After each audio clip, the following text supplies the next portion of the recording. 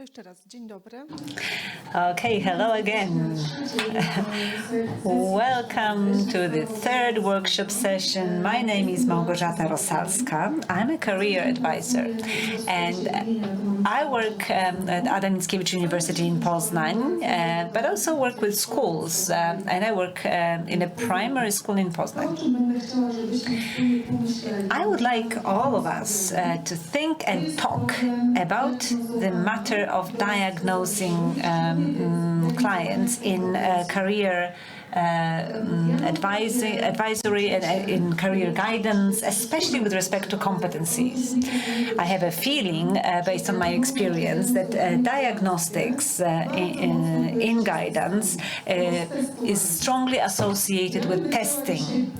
Today, I will take an attempt to demonstrate that tests in the context of competencies or diagnosing competencies, including digital competencies, are not always very effective. But in order not to be a complainer only, I will try to make some suggestions of what can be done and why we can do certain things and why do we diagnose clients and what can we use with the data derived in the process.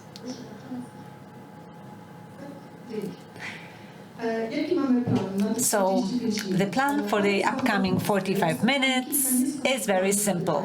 I set a few non-complicated questions, but the questions will organize the way we think about the process of diagnosing competencies. First, we'll look at the diagnosis as such, and we'll talk about the process. I will not bore you with definitions. Then we'll think about the reason for diagnostics and who needs information that we get from a diagnosis. And then what do we diagnose, especially in the context of digital competencies. And the last thing for today is how can we do that so that the diagnosis reflects the reality and not just the pretenses, so that the picture that it gives us closely reflects reality. I don't dare say that it represents reality, but that it's a maximum, it's as close to the reality as possible. So let's start with the basics. As you can see, I have a definition from 1973. It's not that I don't know fresher definitions, but everybody draws from Ziemski anyway. It's a small little book by Ziemski from 1973. This is the starting point for any discussion about diagnostics. So Ziemski suggests a way of thinking which takes us away from typical thinking in career guidance, which is take a test and I will tell you who you need to become. Ziemski says that a diagnosis lets us recognize what is the status of things, and then we can attempt to categorize. And I know you immediately have the association with Holland's test, types, categories, and so on. But Ziemski goes beyond that. We are also interested in the reasons, and we are interested in the purpose of why certain things are happening or not happening. Why are we taking certain decisions or not taking decisions? We are interested in phases, well, not so much in the career guidance. And then it's the forecast. What happens if you don't do anything? And what happens if you do things? So then we have an expanding and diagnostics and such that go more in depth. And that's something I will encourage you to do today. Before we go into more detailed diagnostics, let's first think, what do we need the data derived from a diagnosis for a career guide advisor? That's the obvious question. Why do we even bother to make a diagnosis? So when I think that the reason I do a diagnosis is to get information, that's a path to follow. But if it's only only to give recommendations or to issue a certificate, then it becomes more risky, because if I misdiagnose or if my diagnosis is not reliable or not adequate, then I'm just building sandcastles. I hope you understand what are the risks involved. And now the key thing is, what do I need the data for? So if I ask myself this question, my approach, my thinking about the tool that I'm about to use will be different. I guarantee, maybe not in 100%, but maybe in 60%, that if you ask yourself this question, tests will no longer be that attractive. You'll find new ways to get information. The second question that I propose is, who needs the information? Well, the advisor does, because based on the data, we're able to make some projections and design further advisory activities, but it should be necessary for the person, for our client. So it should be applicable to that person, to that individual situation, and it should be clear in the sense that the client should know what the diagnosis means for them. Let's go wild. Let's make a Berger's test, and somebody gets a result that they're amorphic type of personality. Well, we know what that means, but that person becomes uncertain. Is it good or is it bad? So that's not just an issue of developing a diagnosis, but also a language that we use to convey information. So I want to tell you that the category of digital consequences that we are discussing whole day today, it's not a clear category. Are we sure that we all understand this term in the same way? And see, I'm talking about diagnosing digital competencies. So there is a risk that each of us has a different association. So I will be discussing something that my neighbor does not even think about. So I would like to start with a good academic tradition, is that the scientific language should be transparent and easy communicable. So we need to know that everybody understands the same thing by the same term, and that's then we have a clear cognitive situation, a fair situation, in other words. But I have a feeling that we are using certain terms that we are very eager to use, and they're very popular also from a marketing perspective. But when we look into detail, it turns out it's a mess.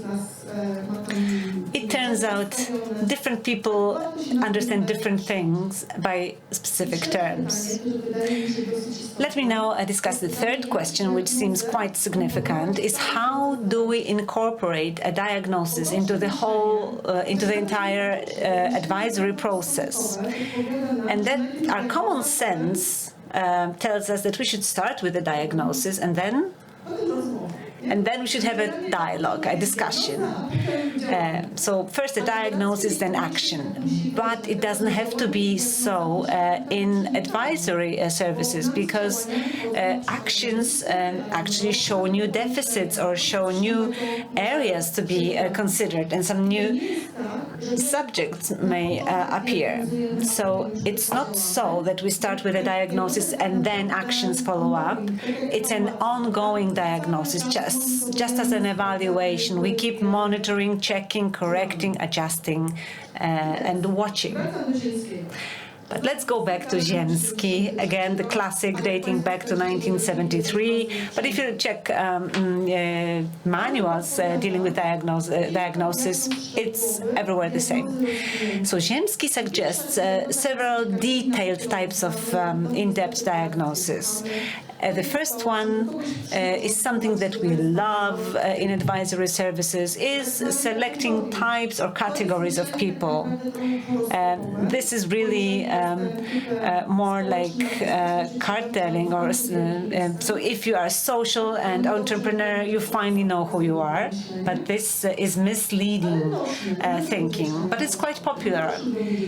Why do people read horoscopes? They like to know the future. when we mention classification diagnosis, I want you to remember about the darkroom effect, which is a horoscope effect. I have no time to elaborate on that, but if some of you don't know what that is, please get some more reading, and because then you understand the risk which arises during testing. The next thing is a genetic diagnosis. It's a question of etiology, and this is a question of why, for instance, young people want to be YouTubers, celebrities, I don't know what else, or influencers, or why parents dream that their children are somebody, a lawyer or a doctor, or preferably both at the same time. Why? What is the cause of that? And that's a diagnosis from a genetic perspective. So how come that appeared in your head, in your mind, and how hurtful it is in your life, in your situation. The third is a diagnosis of meaning. So why do you do that? What do you want to achieve? Many people collect certificates and diplomas from different training because they believe it gives them an advantage. It's not of achieving something and getting one certificate of high quality. Some people hoard certificates and they have a feeling that they're learning something, and we refer to this situation as an educational pressure. They feel that they are not learning if they don't get new certificate. The fourth thing is diagnosis of a phase, and I will move to another one which is more important. It's a prognostic diagnosis. What happens if you do not change anything, or what happens if you select something that is interested but you are not ready to do? One of the greatest lies in career advisory is select something you love and you will never have to work a day in your life. So people choose jobs that are interesting, but then they understand they are not fit for those jobs, and everybody is unhappy in such situation. You see, I haven't even started discussing my subject. We're still at the introduction phase. And we mentioned already so many complicated things in diagnosing competencies. And now I will say a few words about why we do that. And here we have quite a significant distinction between career guidance and personal consultancy, or even HR. In career training, if I was to diagnose digital competencies, I will focus on what you know, what you don't know, what you need, how I can help you, what are the resources, what can support you. In personal guidance, the question is easy. Do you have the skills that we need? Do you have the consequences that we are willing to pay for? It's a completely different objective of diagnosis, and we diagnose completely different things, even though we discuss the same subject. And yet another difference is the client's perspective and the labor market perspective. I hate the word client, but we really don't have too many appropriate words that we can use. A person that uses the advice recipient, advisee, or our customer, or we can propose different terms. But that person wants to know what the situation is, and what can be done, but preferably in a safe way, especially when it comes to adults. And I will elaborate on adults in a moment. And the perspective of a labor market focuses on two simple questions: do you have or do you have not something? And is your level sufficient? Yes or no? And yet another perspective is all those beautiful narratives at numerous conferences where people present the expectations of a labor market or studies about employers' expectations. And then there is a great wish list. Like employers want people who are this or that, educated, decent, disciplined. They don't want the Generation Z who have many demands. So that's a wish list. And that's risky because it's frustrating. It's not a 0-1 situation. It's not an either-or situation. When we discuss digital competencies, different competencies will be necessary for IT specialists or programmers, and different qualities are required of people who are to operate a cash register. Both are digital competencies, but these come from two different worlds. We are talking about two different phenomena. And let me focus on one more thing. There are very dangerous simplifications. We like simplifications because they organize our reality. Well, that's the way the world is. But see what happens when we use the narratives about generations on the labor market. I don't know your age. Are you Generation Z, or are you Generation X, or whatnot? But throwing all individuals into one bag, let's say, one category, it's a super oversimplification. Yet it's very convenient, and it works well with tables, reports, and statements. It's useful, and it sounds good at conferences. But now let's look at different sets. These are people, unique people, and all the consequences are analyzed in the context of other competencies that are required at a given job. So all these simplifications are really should be reconsidered. Now, I mentioned adults as a group of people who need a significant sense of safety. The lifelong learning concept is something we're used to. We know we learn all lifelong, but there is also lifelong guidance. I was taught that career guidance is addressed at youth, and adults are the ones who failed, like unemployed, unprivileged, people who experienced many different traumas. And I know there are worse things than unemployment that can happen at work. But that used to be narrative when I was a student. So now that we talk about lifelong learning and lifelong guidance, we now approach a person in a comprehensive way in different contexts of their career, understood as a career path, not a career ladder. These are all transitions on the labor market. These encompasses all the crisis situations, all the moments of suspension and burnout. But this also includes passions and aspirations. People need to know how to do better, or where to go to a different place. They need support in answering a question: where can I do what I like and make better money? Why do I mention it in the context of the diagnosis? It's because we need to teach consultants competencies of self-diagnosis. We need them to be conscious and aware what I know, what I don't know, and what I need. And here we are touching on the matter of unconscious, lack of competence. If I don't know that I don't know, how am I going to plan my development? It's interesting. I'm not sure if you track YouTube. I don't understand much because people on YouTube have very balanced, advanced jargon about IT business. I'm not able to understand the second layer or further layers of their jokes, and so this is a moment when I know I don't know. I read comments, and and only then do I realize that people laugh at things, and I don't even find these things funny. So I'm incompetent. Do I want to improve my competencies about IT or programming to the level to understand those jokes? No.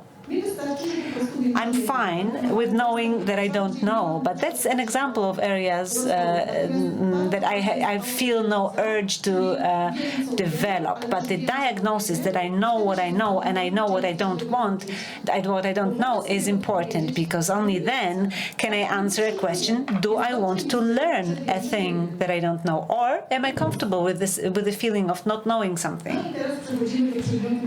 So now we reach the subject of diagnosis. So what do we diagnose? Well, basically, in guidance, we can divide things that are subject of diagnosis into two categories: simple and complicated categories. It's not a sophisticated breakdown. Actually, it's overly simple, but it's helpful in thinking about the procedure of diagnosis. So the simple categories we are aware of, like interests. I mentioned vocational or professional interests, because if people say they want their interests to be examined, I really get upset, because I usually know that if I'm interested in something, I know it. And people who come, they usually know if they are interested in somebody rather than something. But the second thing that we diagnose are preferences and values. These are quite simple areas. Aspirations, easy. Knowledge, that's simple. But I will tell you more about knowledge, because I believe we marginalize knowledge and we treat it less seriously than we should, and that's a shame. And then the last category is detailed talents, like spatial imagination, mathematical skills. We know how to do that. And now the complex categories, and this is where the difficult stuff comes. So, first of all, attitudes. If I ask anyone, any group of people, teachers, students, parents, anyone, even career advisors, how do we recognize a person's attitude towards something or someone? They respond by their behavior. And this is where the problem starts, because then we are dealing with an incomplete diagnosis of an attitude, and I believe it's very important in the context of digital competences. And the second category is employability. That is composed of several factors, several elements. I cannot say somebody is employable, period. I can discuss if a person is employable in their sector, in a specific job, because different sets of features and skills will make you employable in different areas. Next, we have career management competencies, another very broad set. Another thing is career resources, another term. You either have it or not, but I cannot say I have a high level of my career resources, because you will not even know what I'm talking about or what I have in mind, because that is a category that requires a breakdown. What does it mean to have a career resources? Competencies is another one, and work-life balance is the last one. Are we able to balance our life and our work? And now let me move on to the specifics I wanted to say. But I believe I'm specific enough all the time because the basic definition of competences is knowledge plus skills. And I don't know if you have noticed, but we tend to talking about digital skills, not competency. This narrative is being predominant, and sometimes it's being scolded if I say competences, no, skills. But I'm interested in competences, and I feel comfortable with a classic definition, but I know something about it, and I can do something with it. So, digital.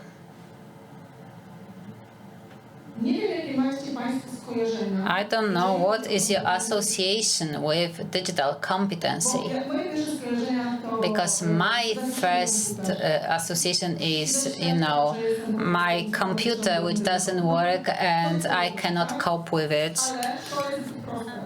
But it is so easy and it doesn't work like that. I'm sorry, I took a train from Poznań and I was late, so I don't know if you've been talking about it. So even if you look at the standard division of digital competences, so first they are IT competences, and I'm not interested in IT competency, ICT. These are specialists who should be passionate about it and be masters in it. And I do not need to be good at it.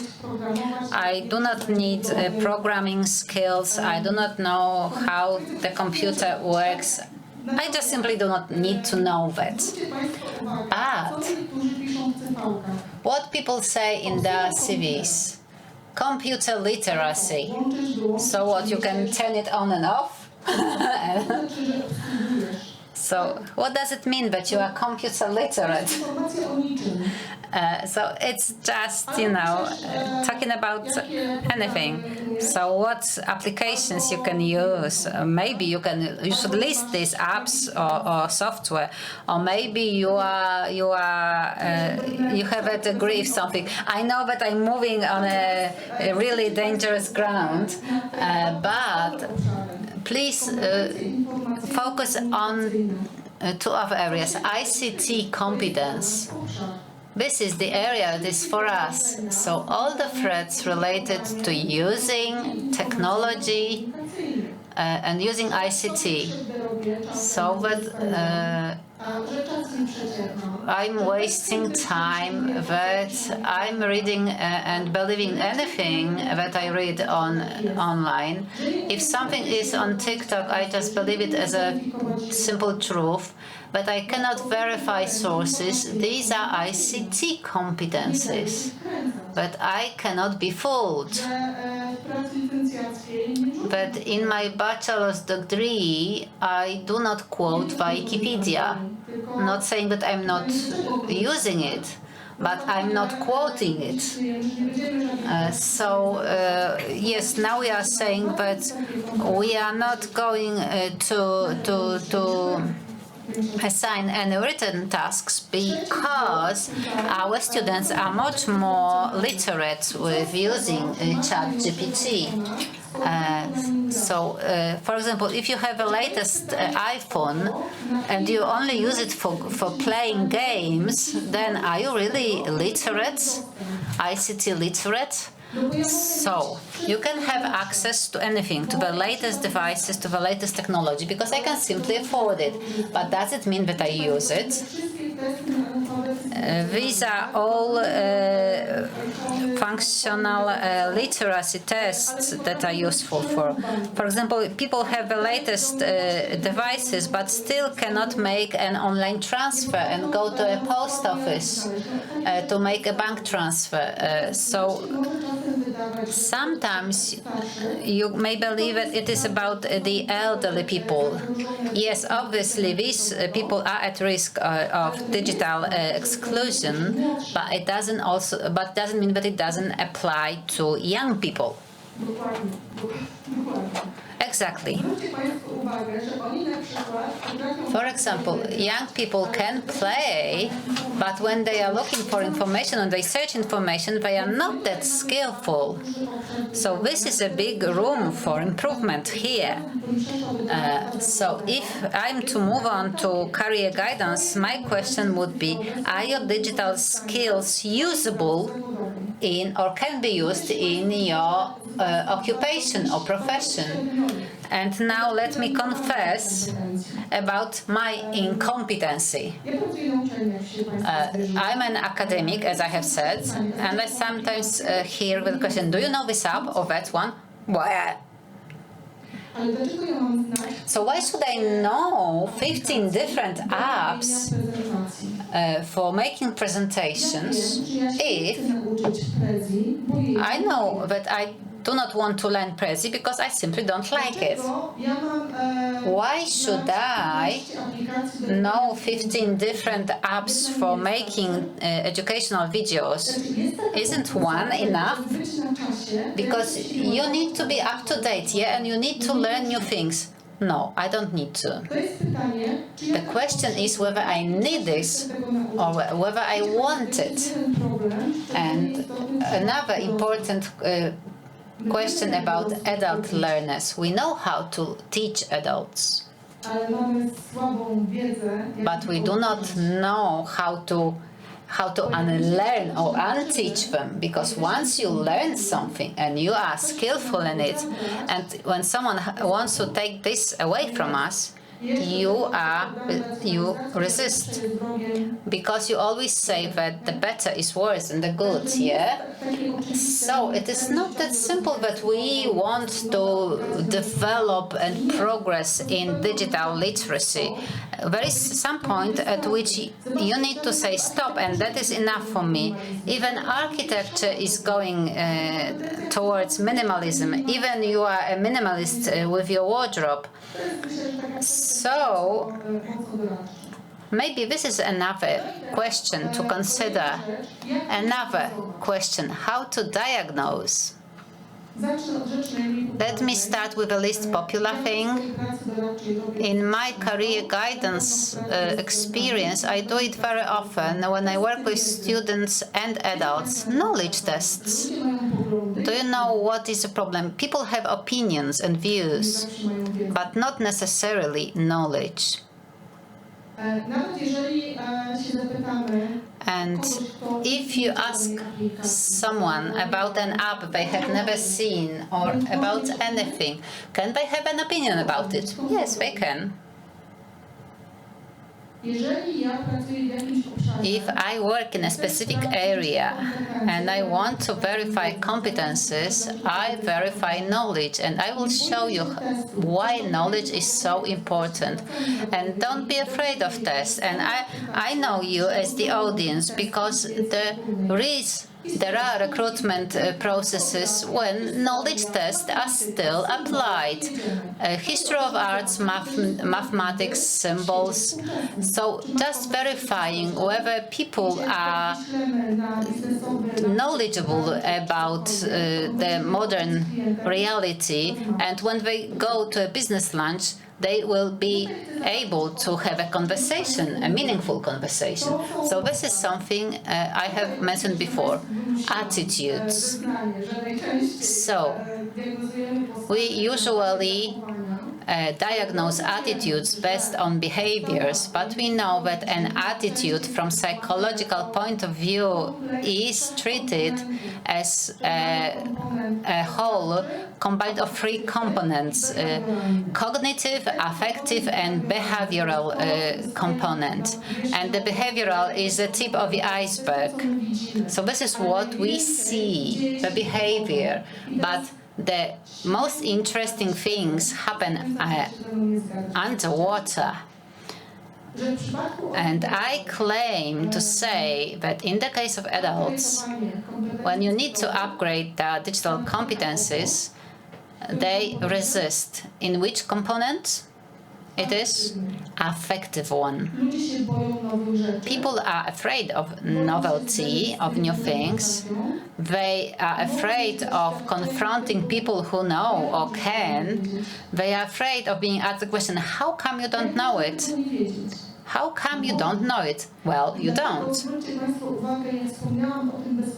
So I have mentioned the sense of safety or security. When you feel secure and when you are not judged, then you are able to embark on a new venture. And this is very important from the point of view of digital competences. What I learned yesterday may be no longer valid tomorrow. And what? I have gone past the expiry date, and this is very frustrating. And I believe that work of a career advisor, especially work with adult clients who have certain deficits in this sector, and they come back to the labor market or enter the labor market.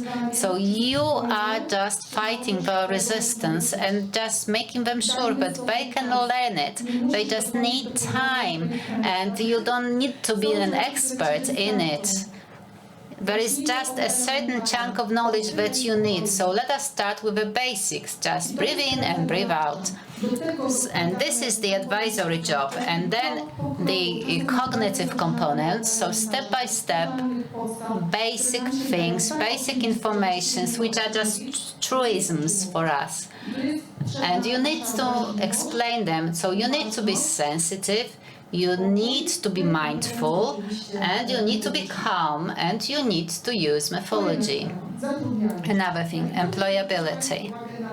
And here I want to draw your attention to the fact that employability is a feature of a person. So you are employable or not.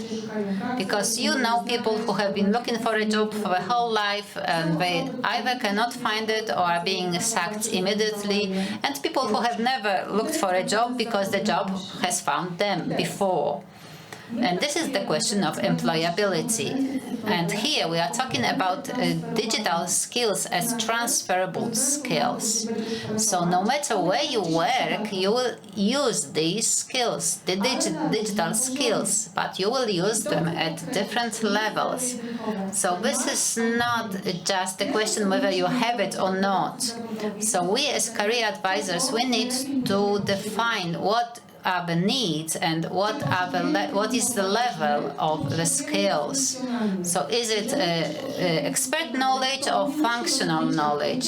Because if it's functional, you do not need to understand to know how things work. And it is very important in your advisory work because you need to decide whether it's enough to show and just to give these functional skills, or maybe someone has to work in a job where certificates and very expert knowledge is required, and then you have market qualifications and informal, non-formal learning sector where they can gain these competences. And I believe it is very important not to treat it like either you have or not these competences, because this is a line. You are on a line in a continuum, and then you decide the scope of these skills. Another thing, talking about competences, including digital competences, we have a strong division into declarative and actual competences. So, can I tell that I have high level of digital skills? Yes, I can. Can I say that I have high level of social competences? Yes, I can. And these are declarative competences. So all the tests are questionable here because tests are declarative. I may believe that I have something or know something, and then the test result is that I should be an IT specialist, and believe me, I should not. And now the actual competence. So when you translate them into the diagnostic tools, then you have two different worlds, because in declarative words, you can have tests, questionnaires, and interviews, but if I want to investigate actual skills, it's just sit on the computer, just use your device, interpret the text you have read, and this is quite a different conversation. And why is it so important? When someone doesn't know what they do not know, they just simply don't know. They can feel good about them. They can feel that everything is fine. And the behavioral techniques, when you say, I check it, I verify, this is when you confront people with reality or with the level of requirements. One more thing. When talking about employability competences, where do they fit in these three areas? They relate to methodological competences, and these are transferable competences, so you invest in them. And now we are drawing to a close. The last question, how to diagnose? So what are the methods? So the simplest division is quantitative and qualitative methods. This is just the basics. So qualitative are all the diagrams, statistics, we like them, they look good. And the quantitative methods very well translate into online tests, which are really great in our job. But qualitative methods is just sit down, show me, do it. And the division I have mentioned before, you verify declarative and actual competences, behavioral ones. And here's a set of tools. So anything that you can use, no order, no hierarchy, because the importance and useful depends on what they are used for. You also have tests. Can I have a test on understanding, on reading comprehension? Yes, I can. So, for example, yesterday I had a class with seventh graders, and there was an exercise for those who said that they wanted to be detectives. So how much they remember from a text, and they focused on facts, and the instruction was remember adjectives, not facts. And we got them, because you need to get them out of their comfort zone. So there are discussions and debates, and how do they compare to digital competences? Well, they show convictions. So when you have a discussion, your views are becoming more visible, prominent, and then you can hear what people really think about a given topic, which is very important for us as career advisors, because they represent their fears. We have questionnaires, we have other techniques. So one workshop was based on cards, and if you were to do an exercise on digital skills in senior citizens' house, for example, my mom learns anything that she can, and my dad has decided that he will not use a mobile phone, a smartphone, he will not write text, and he is consistent for years. He has been consistent for years. Well, exactly.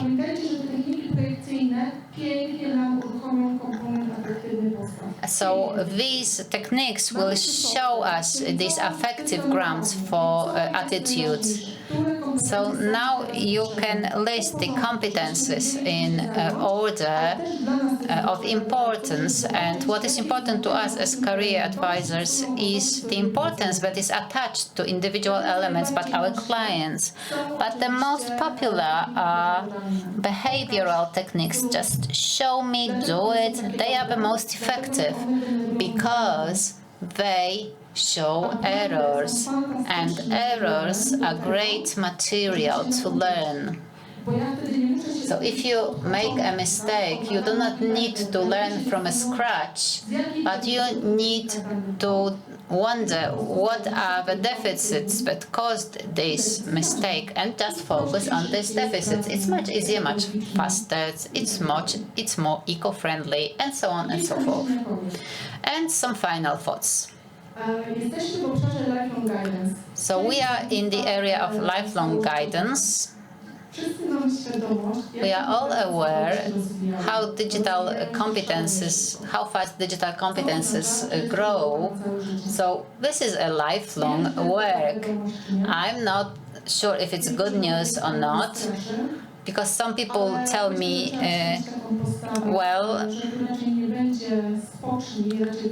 I believe it will be just you can rest for a while or think what to do in order to catch up, but not to run all the time and not to believe that it is too difficult or too challenging. Another thing, we need different competences also in terms of digital competence. We do not need the same thing. Just like as all of us are here, we all need different things, because you focus more on Excel, others make presentations, others make worksheets. So just focus on what you need and do not be afraid to leave it when it is no longer useful. And diagnostic competences. I want to emphasize it very much because I have a strong impression that the quality of diagnosis depends on the competences of the advisor. If you do not have these competences, well, that's not so good. So if you think that the quality of diagnosis is the starting point and contributes to the success of your work, and this is really venturing on a new adventure.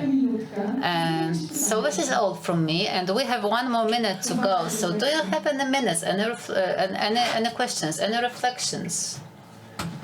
No?